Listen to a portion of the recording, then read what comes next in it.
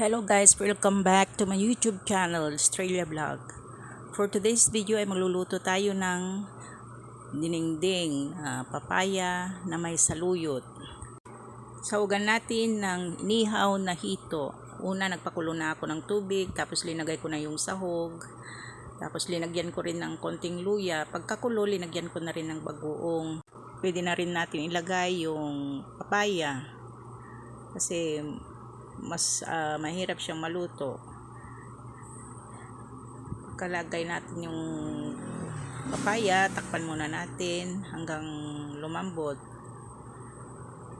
Pagka malambot na siya, lagyan rin natin ng konting asin, tapos yung seasoning granules. Saka natin ilagay yung saluyot.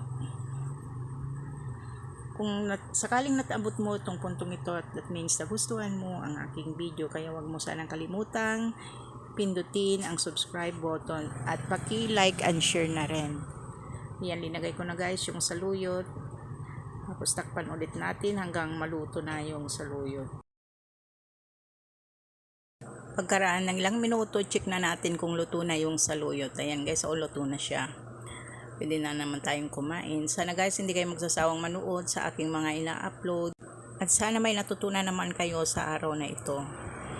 And guys, thank you for watching again. God bless everyone. Bye-bye.